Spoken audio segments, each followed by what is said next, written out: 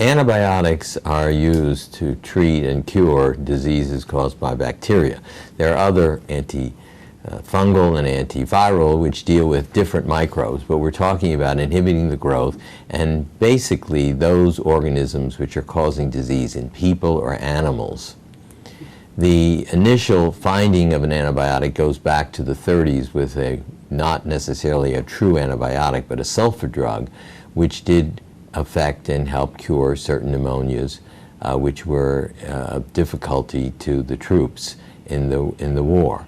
We also then heard the famous story about Alexander Fleming and his discovery of penicillin, which then set the stage for an even bigger recognition of the fact that people can make drugs which will inhibit the growth of bacteria that are causing diseases in people, and in this way be able to save lives, save hospitalizations. The problem is that something this good was beginning to be misused.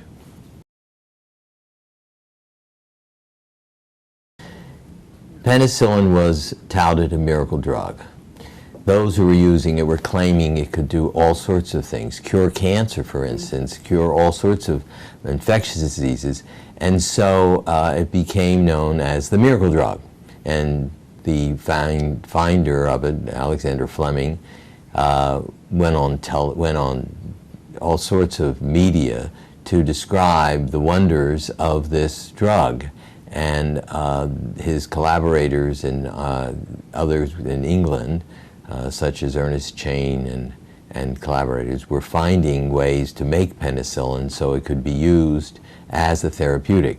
The initial finding was serendipitous, and he was aware of the potential, but had none of the manpower to make enough of the drug to demonstrate that it was effective. Alexander Fleming was among the first, if not the first, to warn that once an antibiotic becomes available to the public as an oral medication, that it will be misused, and with misuse will come what he called resistance. He was way ahead of his time there too. And that in fact resistance meant that the drug would not work against the bacteria because they had incorporated changes in their structure and changes in their material that made them unaffected by the antibiotic, penicillin being one of the first, but then going on to many other antibiotics, including those we face today.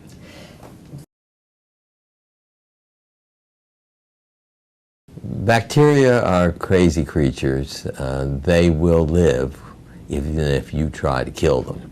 They have a facility to pick up mutations on their own or borrowing them from other bacteria so that the drug does not work.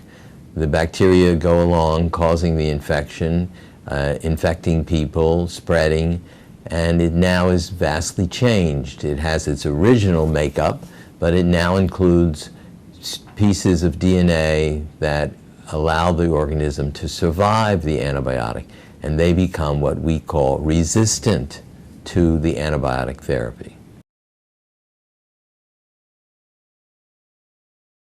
There are many mechanisms for resistance to antibiotics. One is it can destroy the antibiotic. This mechanism is carried by the resistant bacterium. The antibiotic can be destroyed. The antibiotic can be pumped out so it never gets inside. The antibiotic can substitute for some other kinds of mechanisms so it lives despite the fact that it's surrounded by the antibiotic. These changes in the individual bacterium can be transferred to many other bacteria so that you accumulate resistance in locations where the spread of the resistance gene is easy to see and which is easy to transfer, and so resistance mounts and the antibiotic you chose does not work. We know that some of the resistances involve breaking down the antibiotic itself. Penicillin, for instance, its resistance is due to an enzyme which destroys the drug penicillin. That enzyme destroys it by interfering chemically with its ability to be made, and once it's made, its susceptibility to being destroyed.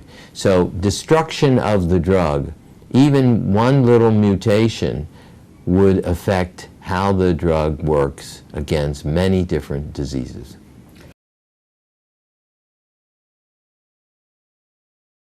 The question's asked, where did resistance emerge? Well, quite honestly, it emerged in the environment. But where we first saw it was in the treatment of human patients in hospitals around the world and also in the United States. So resistance became an entity recognized by clinicians as a possibility that the drug wouldn't work. And in fact, it was problematic because as new antibiotics were being discovered, alongside were bacterium that had accumulated, gotten, mutated to resistance. So resistance became a shadow of the antibiotic and impeded its success. So the miracle drug wasn't so miraculous, or at least the bacteria were able to get around it in one way or the other, either keeping it out of the bacterium or destroying it when it got in. There are a lot of changes in the hospitals today as opposed to when they were initially seen as places to treat in the 1950s. I think the answer is that these genetic elements that could make a bacterium resistant, not susceptible, were beginning to be at play, because bacteria are not there to be destroyed. They're not going to give up. They're going to replicate. They're going to make new copies of themselves, but with the resistance involved. So the question is, why the hospitals? As Willie Sutton said about money, why do you rob banks? Because that's where the money is. Well, in this case, that's where the antibiotic is, and that's where the resistance is. So people and clinicians and infectious disease people and scientists began to study resistance and found that what's unique is multi-drug resistance. That is, that the bacterium is not just carrying resistance to one drug, but to 2, 3, 4 other structurally unrelated different mechanisms, but protecting that bacterium from the drug and therefore escaping the activity of the susceptibility mechanism. One asks, why resistance? The answer is twofold. Basically misuse and also overuse. And the problem is that we still bear, or people still bear, the idea that antibiotics are miracles and they can do no harm. So the more you use, the better they are. Well, that's clearly not the case. Bacteria have shown us that the more you use, the more chance you're going to have resistance, which is going to thwart your ability to treat your patient. So there's a movement afoot to eliminate, for instance, the ban, to eliminate the use of antibiotics for growth promotion. There's an educational push by many societies, including the Alliance for Prudent Use of Antibiotics, to improve how we use the drugs, to recognize that, in fact, there's a downside to overuse, a big downside, especially when we are not putting investments into new antibiotics. We have to use the older ones in a better way. Many of us in the antibiotic field are disappointed in the fact that the large pharmaceutical companies have left the antibiotic discovery field and have gone to spend their time and monies on drugs that are used more chronically, weeks at a time. Antibiotics, as we know, we want them to work rapidly. They're not to be used on a weekly, monthly basis.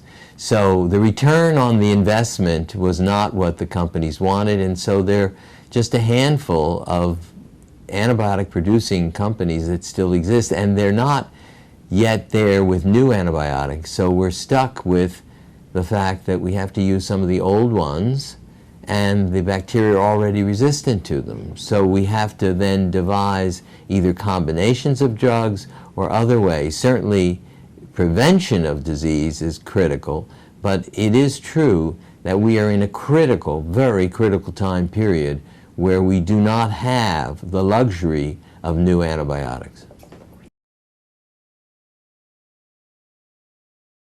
The use of antibiotics in animal food and in animal growing and animal raising was a serendipitous discovery by scientists who found that trace amounts of antibiotics put into the feed would allow chickens and beef cattle to grow with less need of protein. So in fact, they were gaining more weight, making more protein with the food that they were getting.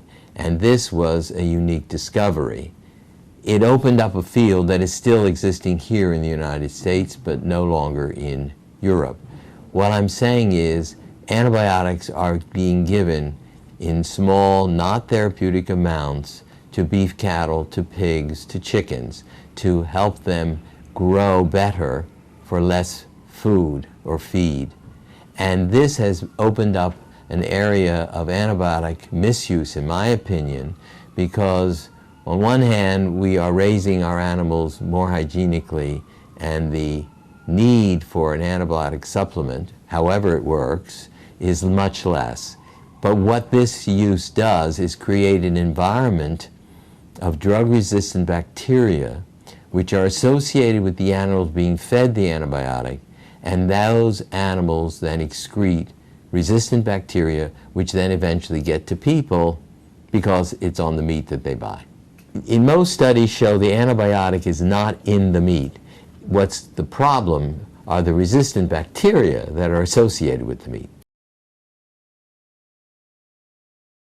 With the fact that we don't have a pipeline of new antibiotics, with the fact that resistance comes in multiples, not just single resistances, and the fact that so much antibiotic is being given to animals for growth promotion, more than which given to people for treatment, there is a movement to stop this use, to ban the use of antibiotics as growth promoters.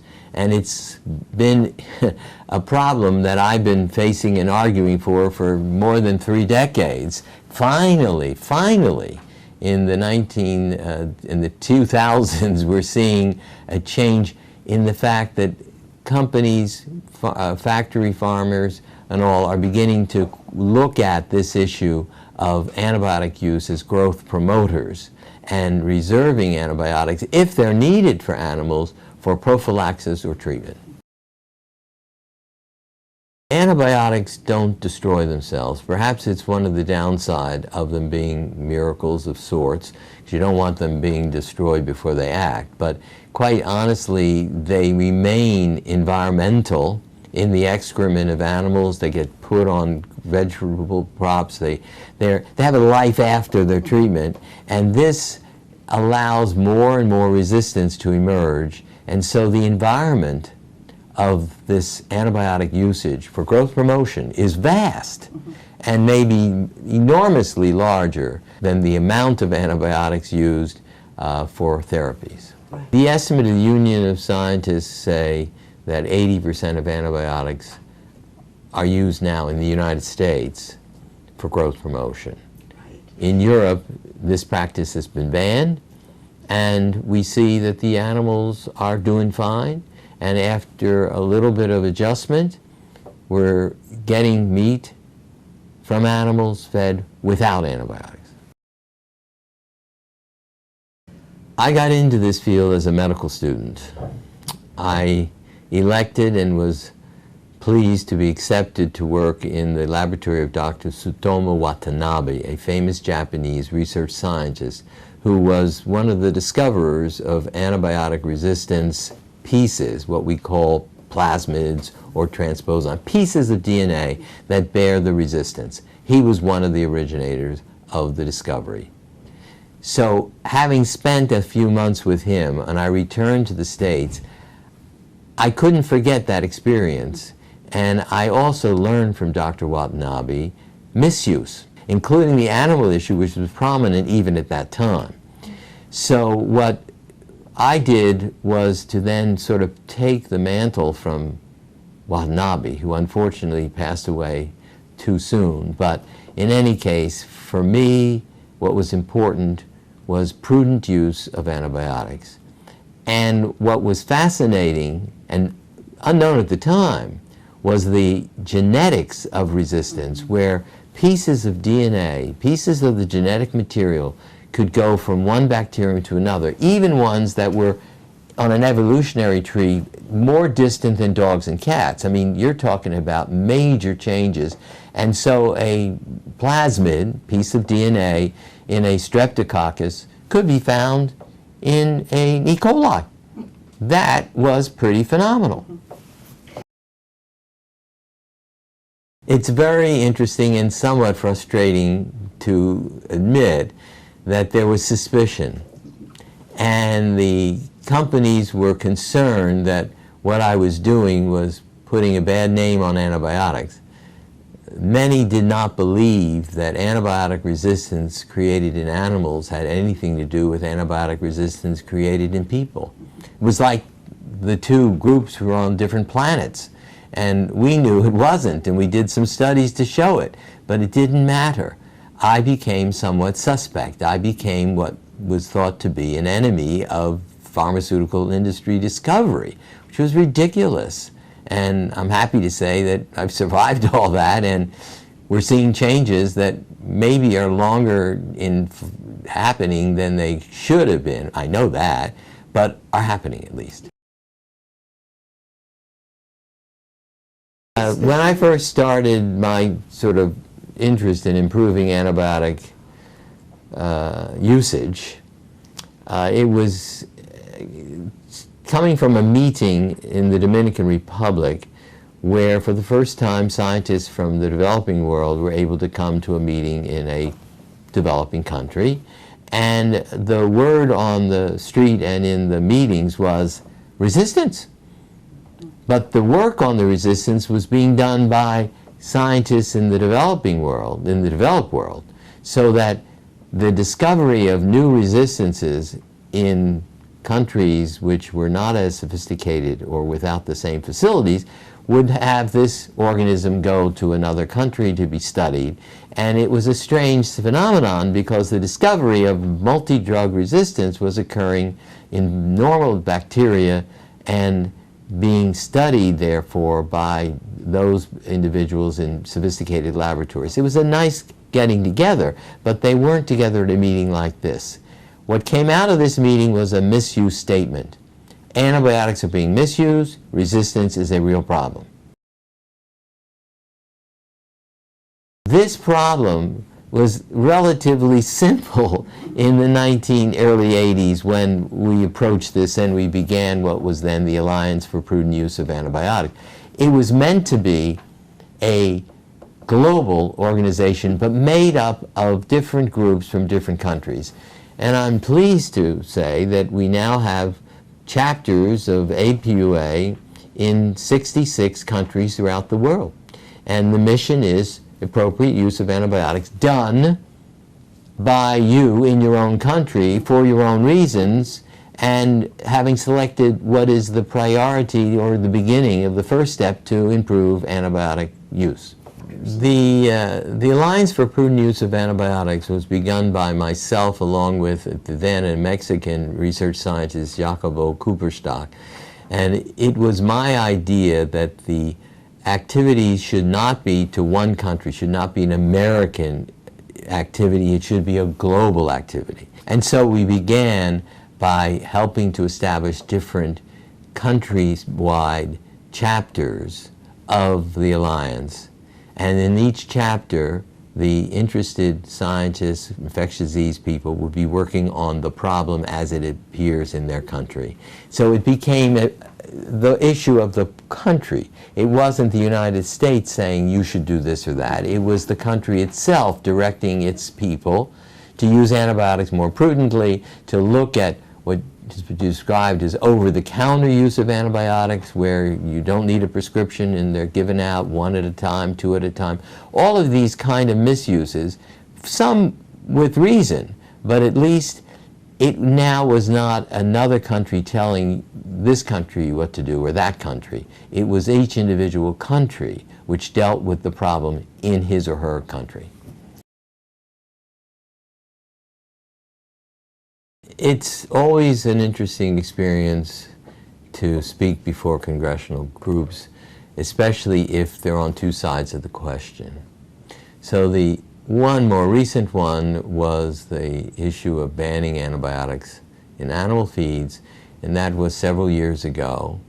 And it was before a congressional committee that it consisted of those who favored this action and those who didn't. But it was not on scientific basis. It seemed to be on a political basis. That was very interesting for me, because in the past I testified in the 80s for Congressman Gore's committee on health, and there we discussed the issue of antibiotic misuse, the use in animals and so forth, and he got a dressing down by the Congress representatives on the whole issue of who's prescribing the drugs, why are you prescribing them, is there any influence of the pharmaceutical companies in this practice, which there was.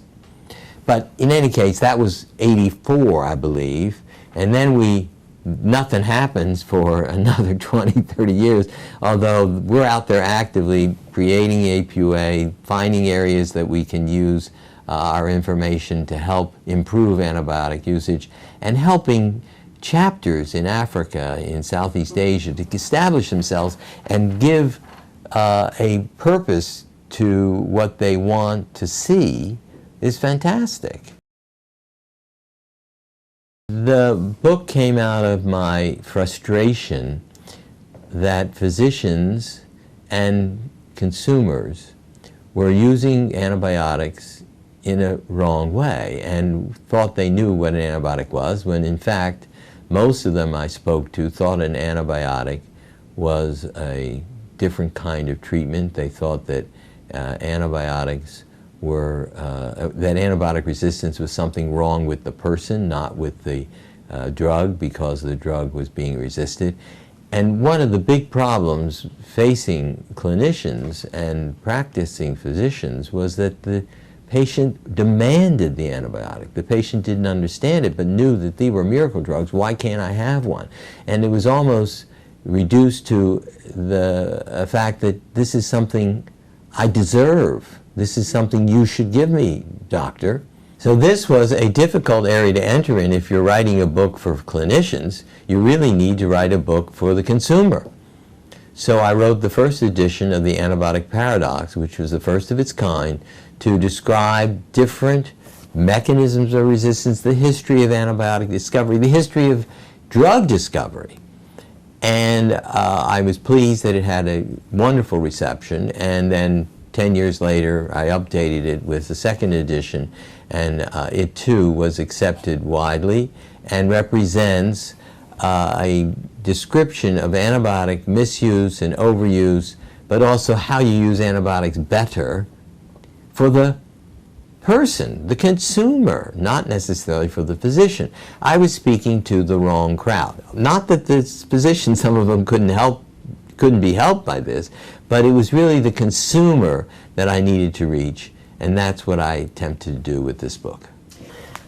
I think that antibiotic resistance has revealed almost a science fiction in science. Who would have thought, before plasmids were discovered, that you'd have pieces of DNA that could go from one bacterium to another of very different types and carry with it the resistance genes which allowed the next bacteria to survive treatment, to complicate and unravel our ability to treat an infection with what were really touted as miracle drugs, and suddenly you have resistance to them. How's that happen? Well, there was a lot of food for good discovery and understanding resistance, and it was fascinating because some of the mechanisms were very, very different, and yet they worked.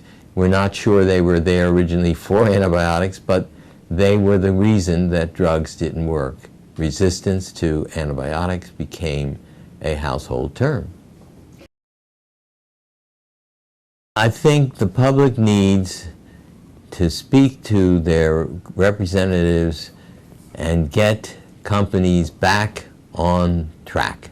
We need new antibiotics because bacteria are just becoming more and more resistant, and it's not just the level of resistances, so that there are patients with whom you may not even have a drug to treat, and that is outrageous for our civilization. We should be, if we can go to the moon, we can certainly find antibiotics, but we have to put our time and energy into it. So I think that's one of the things. Two is to respect antibiotics. I think there's a lack of respect. There's a thinking that, oh, let's just try this one, or antibiotics will work, we know they will, and or I keep this in my medicine cabinet. If I have a scratchy throat, I just take one. And take one? Yeah, I take one and I feel a lot better. I said, yeah, but one isn't going to do anything. So that in the book I describe a number of scenarios of misuse, which some find shocking, but they're real and they're true. I would say that the Europeans politically are ahead of the US in the sense that they have taken great strides to improve antibiotic use, to educate the public, and to eliminate overuse of antibiotics when they're not needed. The politics involved in changing a policy is much easier in Europe, we have seen, than in the United States, where changes require court hearings and all sorts of different activities to changing a policy or changing an activity. So that I would say that Europe's ahead of us in that regard. What we're interested in now is two sides. One is to understand better how bacteria escape so many different antibiotics, multi-drug resistance, and there's some interesting genes that are involved, and we're studying those. The other area is relatively new. It's to prevent the infection in the first place. It's called antivirulence, and it's an antivirulence approach. So you have an infection that would come up with a patient who's put on a ventilator, and we know that that could be a couple % each day, and you have an antibiotic, but it's not really killing. What it does is it prevents the bacteria from sitting down and causing an infection, growing into an infection. It can't, because we are killing or keeping out the bacteria that can make the infection and prevent them from doing it. They can live, but they can't make an infection. And so this could be true for urinary tract infections, for post-surgical operations in which the infection is likely, and you could use an anti-infection agent to prevent it. You're not killing, you're not selecting for resistance. It's a whole new approach, but it has validity. And we have animal models that show us it can work.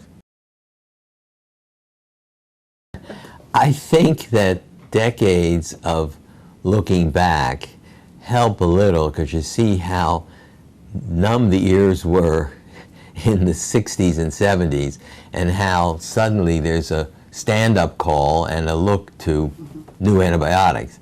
I think to some extent that's because the older generation in the pharmaceutical industry has passed on to some other places, and the younger ones who were trained by us about resistance and about plasmids and all the genetic machinery, I think they took over and said, yeah, resistance is a real entity. We should deal with that. The interesting discovery was it wasn't so easy to find new antibiotics. The history we told us we had penicillin and aminoglycosides and cephalosporins and all of the new antibiotics that were fabulous at the time, but we lost them to resistance. And then it wasn't easy to find new ones, and that created the big separation between the success of treatments versus the failure of treatments, whether it's on the farm or more likely in the hospital, where we take the biggest toll. The question is, why the issue now? I think now is because, one, large pharma has left the antibiotic discovery field to invest their investments in more lucrative areas, such as chronic diseases, where you're using a drug every day. It's not a 5-day or a 10-day treatment. So the return on the investment is much greater in the chronic drugs than in the acute. On the other hand, acute will kill you.